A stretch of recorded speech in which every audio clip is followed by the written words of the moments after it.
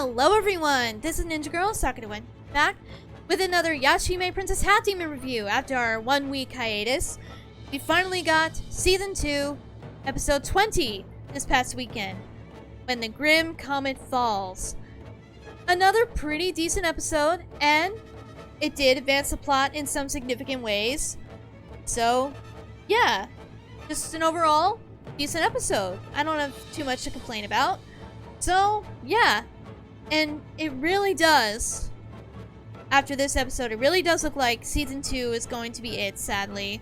They're really trying to wrap things up, it seems like. So, yeah. It's kind of sad, but I kind of expected this. I'm gonna be sad when the series is over, but I'm gonna enjoy it while it lasts. So, yeah. Good episode. Things are really heating up, starting to head toward the grand finale. So, yeah. But let's go over everything that happened this episode, shall we? So, like in the last episode, Osamu Kirin and the girls have teamed up, and they're going to do what they can to destroy the Grim Comet, and, well, save the modern era, hopefully. So, yeah. And Moroha, we see her already eager to just jump into the fray. But Osamu Kirin is actually smart and tells her to wait a minute and let him go take a look at the Grim Comet so he can, you know, formulate a decent plan so that they can actually stand a chance at destroying this thing. So, yeah, good idea. But he does ask that the girls hold back the demons that are coming from the Grim Comet while he tries to, you know, make his way to it. So, yeah. And the girls do that pretty easily, you know. And Osamu Kirin makes his way to the Grim Comet. And as he does, he can feel this horrible, very, very thick, and very deadly miasma. The closer and closer he gets, the worse it is. And we even see a poor bird just instantly get turned into a skeleton from getting too close to it. So, yeah. Can you imagine if this thing crashed down to the ground with miasma that powerful? That would be devastating. So, yeah. This thing has to go. It really does. So, yeah, but Osamu Kirin's not really human, so it obviously doesn't affect him. Doesn't affect the girls either, because they're fully human. And, of course, they never really get that close to it. So, yeah, because they're still on the ground. Well, they're on the Tokyo Tower. So, yeah. They're far enough away from it, even if it would affect them. But yeah, Osamu Kirin manages to get close enough to touch the Grim Comet. And he does sense something inside it. Something kind of familiar, I think he says. We don't know what that is, so curious. But after that, he returns to the girl and says, "Okay, I have a plan. Towa Setsuna, what you two are gonna do is you are going to get rid of the miasma around the Grim Comet. Then Moroha, you are going to purify it with your sacred arrows. Then I will go in for the finishing blow, and hopefully the Grim Comet will be destroyed, and that will be that."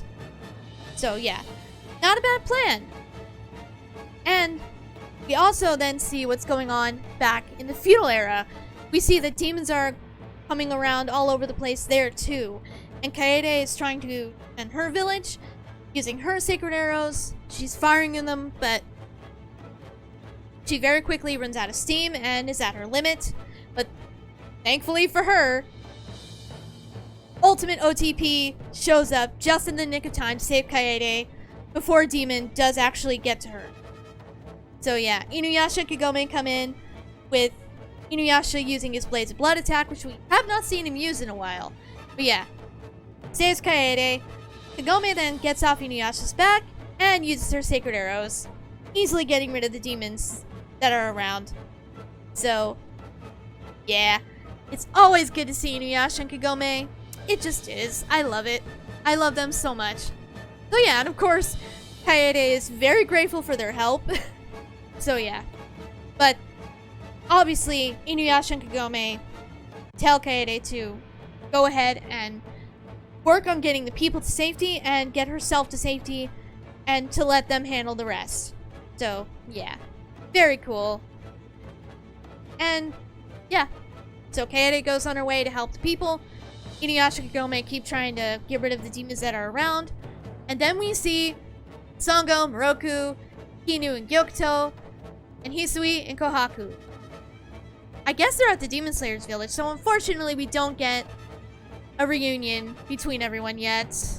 Hopefully we will before the end. But, yeah. But everyone looks fantastic. Sango's in her Demon Slayer armor again. She always looks epic in that, might I add. Moroku is back in his monk garbs, and his hair is cut again, so he looks like the old Moroku we know and love. And yeah, they're all doing their best, kicking some butt, you know, doing their thing. Very cool. And we actually see that Moroku's spiritual power definitely has had a boost. Because I forget which daughter is the monk, if it's Kinu or Gyokuto, but whichever one it is, she manages to weaken a demon, but then says, "Hey Dad, can you finish this one off?" And he easily does it. He basically purifies the demon out of existence, it looks like to me. So, impressive, Moroku. Good on ya. That training seems to have paid off. So, yeah. Very awesome. Good for you, Moroku. And then we get to see, as if we didn't know already, how even more badass Sango has become with her new Hidaikots. So yeah, she's on the roof with her Hidaikots, her new one, as she prepares to use it, and she explains exactly what went into making this thing. So, again, I don't remember which daughter is the monk, but whichever one it is, whichever one of her daughters it is, imbued this new Hidaikots with some of her spiritual energy. And her other daughter went and got bones, really rare bones, I guess, from demons, to also put into this Hidaikots. And together, it made the Black Hidaikots. And it imbued it with a new power. Her old Hidaikots, it had the ability to stop, like, regeneration, things like that when she'd use it. This one has the ability to basically purify any demon it comes in contact with, it seems like, when it's thrown. It's really cool. And yeah, as she prepares to throw it, you see these cool symbols appear all over it in purple, which is from spiritual energy. It looks really cool. The effect is really awesome, in my opinion. So, yeah, you see these symbols appear. Once she throws it, you see the same symbol appear in front of her. And this little horde of demons that were heading her way, they're instantly purified and disappear with a trail of spiritual energy behind the Hidaikots. And it's awesome. And it shows that, you know what? Sango still got it. Despite the fact that she did become a wife and mother, she's still got it. She is still one of, if not the best, demon slayers around. So, yeah. Awesome. Sango is always... She is awesome. Who doesn't love Sango? So that was a very cool moment for her. And even Kohaku comments when he sees her do this. He's like, "Damn, sis, you still got it." So that was pretty cool. And Hisui is kind of like, "Aw, man, I wish my Hidaikots was that cool." Or something along those lines. But yeah, it was awesome. And seeing the family work together, very cool. So, yeah. I love that. And then, we also see Sesshomaru and Rin. Rin is still tending to him inside the Tree of Ages. He is looking a little bit better because his eyes aren't completely blacked out. We see he's leaned up against a tree trying to rest, and I guess he's slowly recovering. Hopefully he will be better before the grand finale, which is going to be soon, I imagine. So, yeah, but for now he's still unconscious and Rin is still tending to him, and they're kind of wondering what the heck is going on out there. They're worried about their... Well, Rin is able to actually say she's worried about her daughters, even though I'm sure Sesshomaru is too. He's unconscious, so he can't say it. Not that he would out loud anyway, even if he was, but you get the point, yeah. Then we finally switch back to the modern era, and the girls get ready to do what they can to just Comet and, you know, do what Osamu Kirin told them to do, which is get rid of the miasma and then use sacred arrows to handle the rest and then deliver the final blow. So yeah, Setsuna, she uses her Scourge of Swallows. Towa, she uses her Azure Dragon Wave, and it seems to get rid of the miasma, seemingly. And Moroha does her thing with her Sacred Arrows, and she does pretty good with it too. And she even comments that her new bow feels really powerful. So yeah, and she fires 3 at once. I don't remember if we've seen Kagome fire more than 1 arrow at once. We probably have, I just don't remember. But yeah, Moroha does this, and it was pretty cool. But unfortunately, it's still not enough. The miasma and everything just seems to come back, no matter how hard they try. So, Towa then takes out the Zenkai-Ken, despite Setsuna saying, don't freaking use that thing. Which, rightfully so. But, she takes it out, is like, okay, if what our normal attacks are doing won't do this, then I'm gonna have to just absorb the demonic energy. I'm gonna have to do what I can do. So yeah. And she does. She uses the Zenkai-Ken again, even though it'll suck out her soul, basically. Because it's cursed. But yeah. And she pulls off a new move. Shooting Star Azure Dragon Wave as she does it. It looks really cool. And everyone, of course, is doing their best to back her up. And yeah, keep the demons at bay while Towa does her thing. But yeah, it does work. Shooting Star Azure Dragon Wave actually does work. But of course, right afterward, Towa is out for the count. And it's almost like it's gone. But she somehow instantly recovers from it. I don't know, I guess her strength of will was able to, I guess, bring her back that easily when it took Akuru doing it before. So, yeah. But it seemed to have done the trick, and Osamu Kirin then steps in front of the Grim Comet and kind of stops it. And then, well, things seem to be okay. And then he thinks, well, you know, maybe Rion would like to see this, or he says something about Rion, I forget exactly. And then the girls do something that they didn't know was actually a bad thing. They tell Osamu Kirin that Rion is dead, because remember, he was sent to the modern era before Rion was actually killed. Yeah. And he does not take it well. At all. So, yeah. Oh, I know what it was. I know what it was. After Towa used the sword, Osamu Kirin says, let me take it. And then Towa mentions that, no, because Rion said she needs to use it to stop Kirimaru.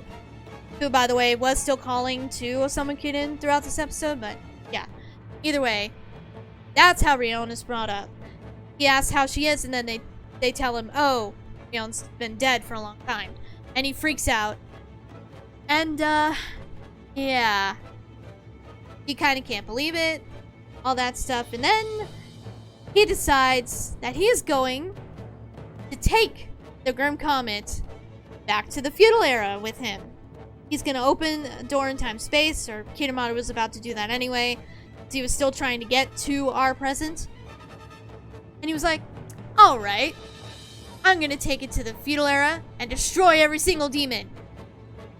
And the girls don't really think about it too hard at first. They're like, well, okay, if you think that's best. So yeah, and then you see a huge crack form in the sky, which is from time being distorted, I would assume.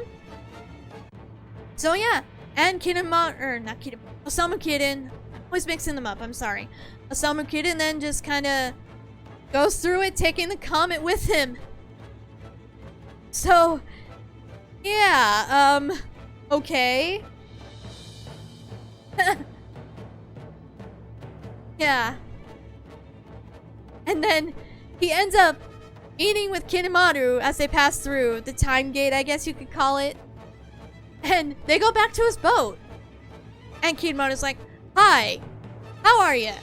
Long time no see. I brought you the Grim Comet. Here. Yeah, you want to bring about the degenerate age and all that, right? Well, yeah, here. Yeah.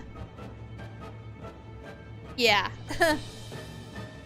But instead of, you know, thanking him, shaking his hand, when Osamu Kirin sticks it out to him, you know, to shake his hand, he punches him and is like, "You idiot! Why'd you bring that here?" You know. And again, that's when Osamu Kirin's like, "I thought you could use this. I thought you want it." By the way, he does plan to destroy Kinemaru and all demons. He does say that. So, yeah. Not just...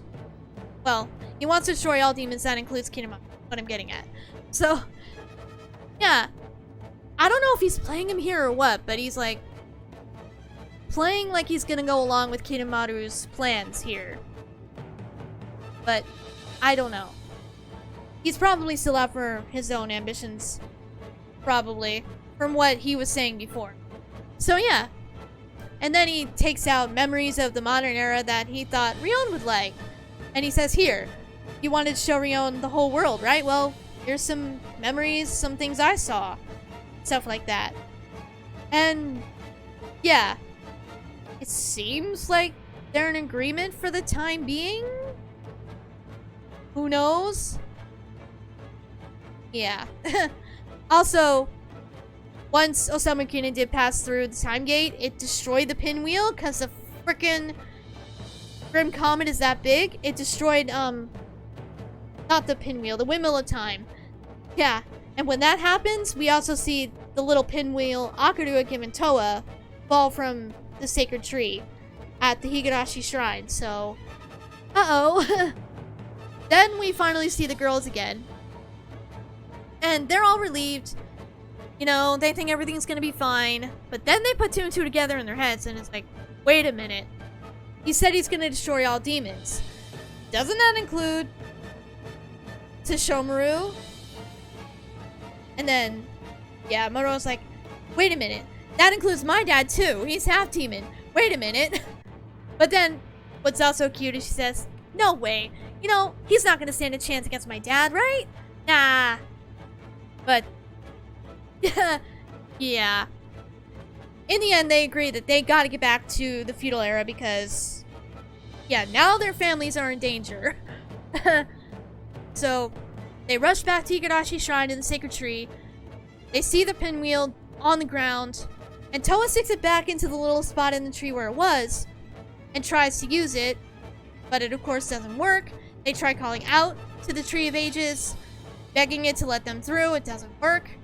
They're like, "No. We're trapped here." And that's where the episode ends. With the girls singing they can't go back. And now the Grim Comet's back in the feudal era. More demons are showing up. It's not looking good. So, yeah. And Osamu Kirin now wants to destroy all demons. And that would include Sesshomaru, Inuyasha, and all the good demons. Because remember, they're not all bad. There are people like Koga, Jinenji, Shiori, Inuyasha, Sesshomaru. The good ones that don't deserve to die. But, yeah. So, we gotta somehow stop Osamu Kirin. Because he is now insane. It seems like. So, bad. This is really bad. So, yeah. Now, what I'm thinking is how they're gonna get back to the feudal era is going to be through the well. I think somehow they're gonna make it open up again. And that's how they're gonna get back. Whether or not they can come back to the current era? I don't know, because once Kagome went through, it never seemed to open up again. So who knows? But I think that's what might happen. And in the preview, we see Sota saying goodbye to her, saying goodbye to Towa, saying that he'll never forget the time that she spent there and raising her. So, I don't know. Looks like, yeah, it might be a one-way trip. We'll have to wait and see. But I'm thinking that's what might happen. Somehow they're gonna get the well to open up again. We'll see, though. And again, that the preview saying that with Towa having to say goodbye to her family in the modern era, it really again shows that they're getting ready to wrap this up, which is again sad but expected at this point, because they really are wrapping things up. So yeah, I'm gonna enjoy what's left, and hopefully we do get more of Gome, Inuyasha, and Moroha together. I really hope so. You know, that'd be nice before the end. Again, we'll see. But I think that will do it for this review. I apologize if I rambled at all, but I wanted to go over everything significant, basically.